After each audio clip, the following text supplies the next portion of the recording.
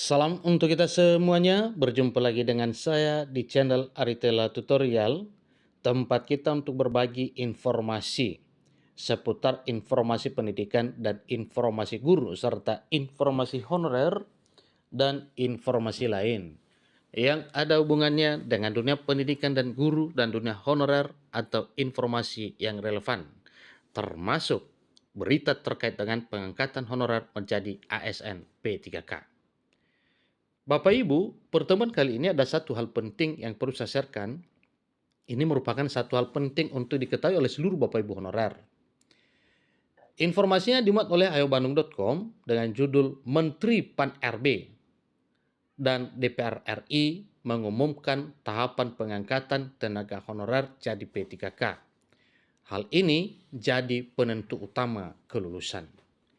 Nah, tentunya Bapak Ibu honorer ingin mencapai kelulusan di tahun 2024 tahun ini agar bisa meraih impian menjadi seorang aparatur sipil negara dengan status pegawai pemerintah dengan perjanjian kerja atau ASN P3K di tahun 2024 tahun ini sesuai amanat pasal 66 Undang-Undang Nomor 20 tahun 2023. Nah, Bapak Ibu, apa kira-kira yang menjadi satu faktor penentu kelulusan pada honorer untuk diangkat menjadi P3K tahun 2024 tahun ini melalui seleksi CSN? Ikuti informasinya sampai selesai. Bagi Bapak Ibu yang sedang menonton, demikian, dan Bapak Ibu yang mungkin baru menemukan informasi melalui channel ini.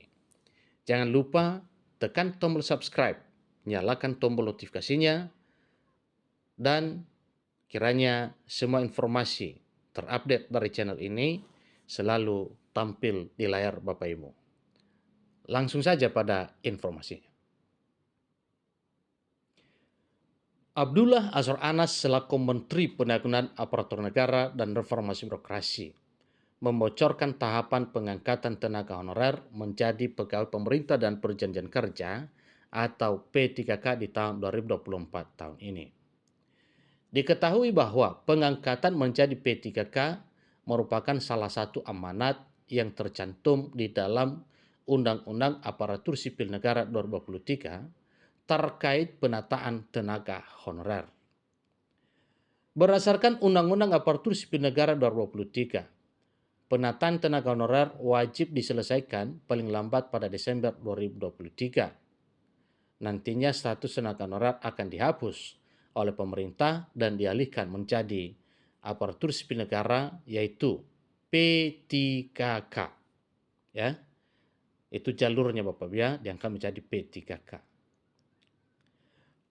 Abdullah Azwar Anas selaku Menteri Pendayagunaan Aparatur Negara dan Reformasi Birokrasi atau Kemenpan RB kemudian menyampaikan bocoran 5 tahapan pengangkatan tenaga honorer menjadi P3K, yaitu sebagai berikut. Ini hal penting Bapak Ibu ya.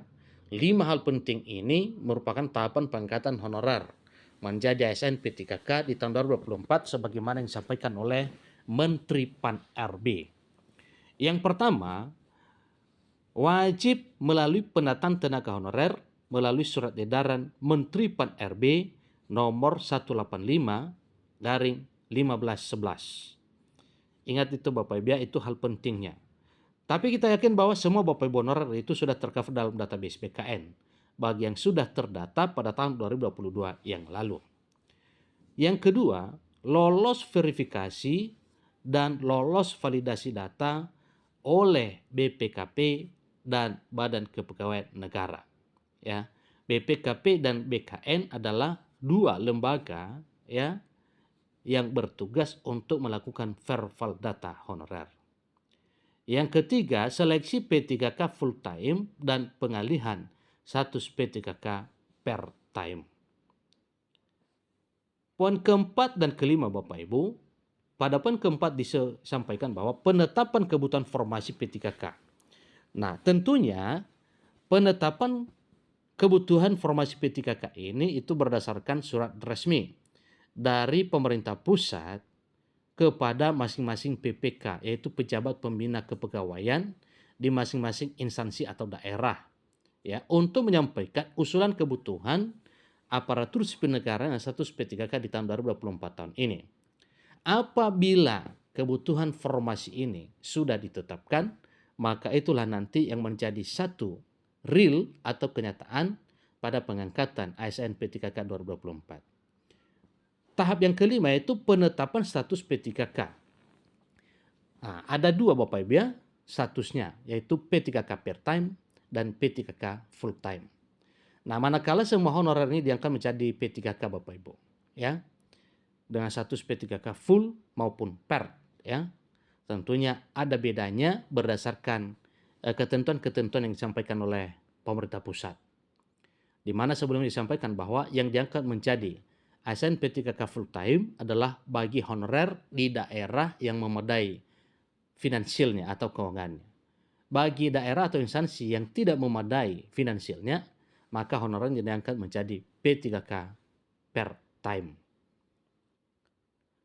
Dikutip dari YouTube TVR Parlemen pada Selasa 21 Mei 2024, Mardhani Alisera selaku anggota Komisi 2 DPR RI juga mengungkapkan bahwa sebagian tenaga honorer nantinya akan diangkat menjadi ASN melalui P3K per time atau P3K paruh waktu. Kendati pun demikian, anggota Komisi 2 DPR RI itu menekankan bahwa semua tenaga honorer ditargetkan menjadi P3K full time atau penuh waktu. Undang-Undang ASN 2023 yang disahkan secara tegas Desember 2024, seluruh honorer masalahnya sudah selesai alias tuntas. Nah, pintunya yaitu P3K. Nanti kemungkinan beban ekonominya besar, dibagi dua dulu, ada yang penuh waktu dan paruh waktu, tetapi targetnya semuanya penuh waktu, ujar Mardhani Alisera. Ingat Bapak Ibu ya, bahwa P3K paruh waktu itu hanya alternatif. Tapi utamanya adalah P3K penuh waktu. Namun banyaknya total tenaga honorer di Indonesia membuat pemerintah perlu menyesuaikan dengan anggaran negara dalam proses pengangkatan menjadi P3K. Hal tersebut yang membuat skema pengangkatan honorer harus dibagi menjadi dua, yaitu full time dan per time. Kewajiban mengangkat semua honorer karena sekarang hampir totalnya 2,3 juta dan menyerap honorer dalam waktu bersamaan itu beban keuangan negaranya berat termasuk daerah.